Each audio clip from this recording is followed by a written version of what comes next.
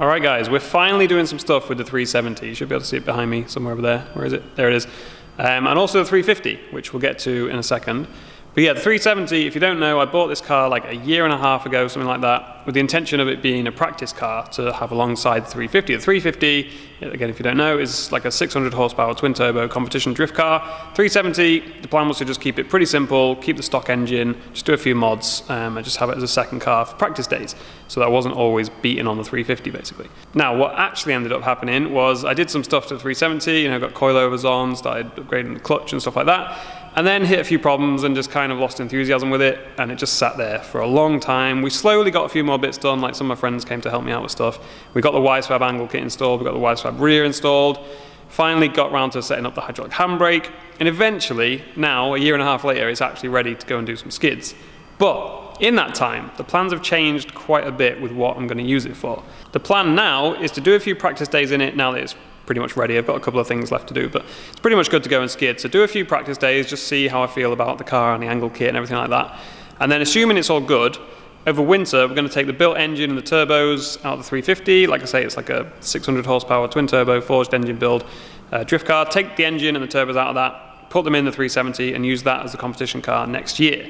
So you might be wondering why. Like if the 350 is working, I keep turning the wrong way. If the 350 is working and all good, then like why do I need to swap everything into a 370? And there isn't really one main reason, to be honest. It's basically a case of, I built the 350, again I've turned the wrong way. I built the 350 myself, like from scratch, not having a clue how to do a twin turbo conversion or how to prep a BDC comp car or anything like that. Did it all myself, and as such, even though it works, there's things that could be better, and that's not surprising at all for my first attempt at that sort of thing. So I'll take you for a quick tour now around some of the things that could be improved and things that we're going to do better on the 370.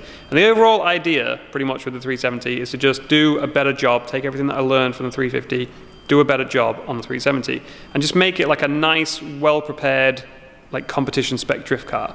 Like without all the bodges and the things that I've just kind of winged it on the 350. Now that I've learned how to do things better, do that better on the 370. So let's have a look at the 350 and go through a few of the issues that we've had with it. The main problem that we've had on the 350 has been coolant temps for the most part. Because as you can see, the engine bay is mega cramped. Ignore some of the wiring that I was just taking out to diagnose some stuff the other day. But yeah, the engine bay is mega cramped. We've got a catch can here blocking the fan for the radiator. Even the other fan, there's very little room for it to actually blow air anywhere because there's an engine right in the way. We've got the turbos sat right down near the gearbox, and even then there's still just no space in this engine bay. Like it's really cramped. So coolant has been an issue. It's rarely actually been enough of an issue to stop us drifting. I can only think of one time off the top of my head where we actually had to come in and sort some stuff out and bleed stuff and refill all the coolant. Because it just literally boiled itself out of the system pretty much. But other than that, it's just been something that we have to keep an eye on and maybe do a few more cool down laps than most people would. So what we're going to do on the 370 is go rear radiator, so that's then going to free up all this space here. So we're going to have a slightly thicker intercooler because again, intake temps get pretty hot. Kind of to be expected because we've got two tiny turbos running at like their absolute max capacity. So you're going to have very hot intake temps, but this intercooler could be a lot thicker if we had some more space because the radiator's not there. And taking the turbos off is a right pain in the ass. Getting them back on is pretty much a two-man job. Doing anything on this car is just a nightmare because everything's so cramped and you have to remove so much stuff that then affects other stuff. It's just, I mean, I'm sure you can see from the engine bay that it's not a fun place to work on anything. And there's also still like a load of the stock wiring and stuff left in. It's still kind of half a road car, really. I mean, it's not road legal, but it's still got a lot of the stock stuff in that on this we're just going to rip out completely. We're going to make our own wire and loom and everything for this. And yeah, for the turbo placement, we're thinking on 370 have them front mounted, so again this won't be here, so have them like one turbo here, something like that. Obviously we'll play around exactly where it's going to fit best. That's the current plan. Things might change. We were considering going single turbo at one point, but I think, to be honest, I want to just stick with the twins because they worked pretty well. Like they spool up really quickly and then it still makes quite a lot of power. So it's kind of best of both worlds. And that's the plan with that. Front mount turbos, which is then going to mean all the manifolds need remaking, all the intake pipework needs remaking, all the air filter pipework needs remaking. The intercooler, like I said, we're going to make a new one of that as well. So then all this pipework will need remaking. It's basically going to be doing the entire twin turbo job again, which I'm not really looking forward to because it took me months and months to build this, but now we're gonna have to remake all of it. But whatever. So yeah, let's have a look at some other things that could just be improved in general on this. The first thing that I can think of is all the wiring and stuff down here, because when I was making this, I was just doing one job at a time, which looking back was a very bad way of doing it, but again, I was just winging it and trying to figure things out as I went along. So like if I needed to run a power wire somewhere, I'd just run a wire and then sleeve it and try and make it look half presentable.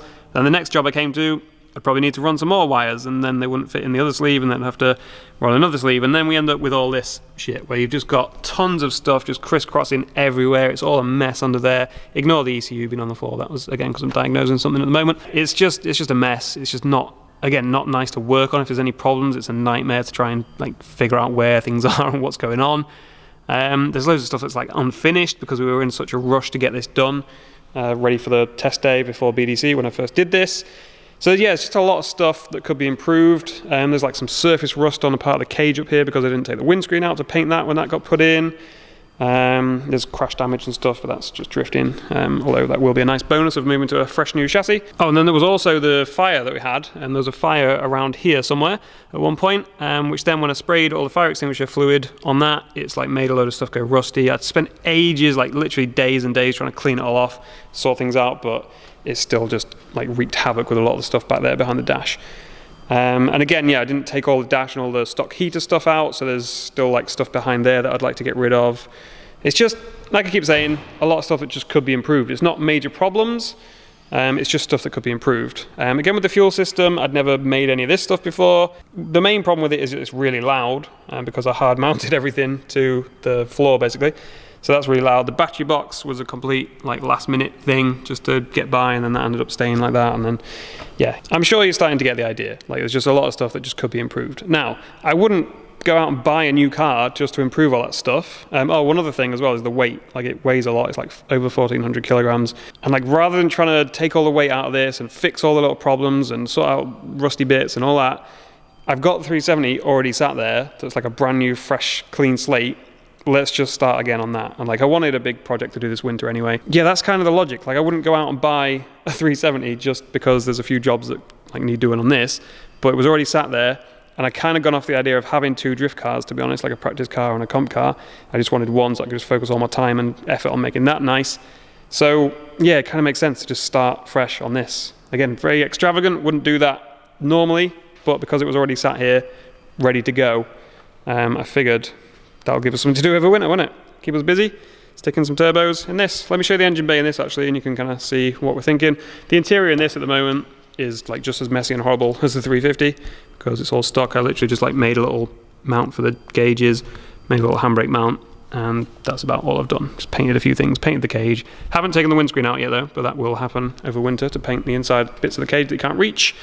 So yeah, that's pretty much how that looks at the moment. Let's just pop the hood on this. So this, as you can see, is just as cramped and horrible as the 350 engine bay standard. Obviously these air intakes are slightly different than standard, but you get the idea. It's pretty much how it is. So we're going to be getting rid of all this stuff basically, the radiators under there, getting rid of all this, making a lot of custom front end tube work, I think. That's the current plan. And changing a load of stuff. Like there'll be a whole video series on it. It's going to be months of work. And we've already kind of planned out a lot of it. But Bryn will be coming here in a couple of weeks after we've done this first practice day, and we'll kind of just plan out absolutely everything. I'll film some bits of that so you can see sort of what we're thinking. But yeah, that's where we are basically. Gonna lift the engine out of this pretty soon. As soon as we've done these practice days in this, we'll crack on. So engine will come out of this. We're hoping that it just drops straight in because this is a VQ37, that's a VQ35. We're hoping it will literally just sit straight in. We won't have to make any custom engine mounts and transmission mounts. But if we do have to, that's not the end of the world. As long as things line up, and hopefully we can still use the same prop shaft. Hopefully that's not a different length. I think we'll be good because it is just an evolution of the same engine, but we'll see. I just want to point out as well, it's nothing to do with me doing shit in BDC recently. I'm not like going, oh, well, I just need a new car. Do you know what I mean? That's the problem, is this car's terrible, I just need a new car. It's not that at all. Like we already started planning this before the last couple of events where I didn't even qualify. So yeah, it's not a reaction to doing shit at the last two events of BDC. So that's pretty much it. I know not the most exciting video, just me talking about stuff, but I wanted to at least explain to you guys the logic behind doing it and not just, oh look, here's a load of videos of me swapping the turbos and engine everything into the 370 for no apparent reason. So that's why why. And like I said, we're going to be going to town on this one, trying to make it as lightweight as possible, really well prepped, like nice example of a good competition drift car, do all the wiring properly, digital dash and all that good stuff. Custom bodywork as well. I say custom bodywork, it's going to be very similar to stock. It's not going to be some wild body kit, but it's going to be fiberglass or Kevlar. I'm speaking to a company at the moment about doing that, so there'll be videos of all that stuff. I'll probably do one video a week like I did with the twin turbo 350 build, just showing what I'm doing that week and where we're at and stuff like that.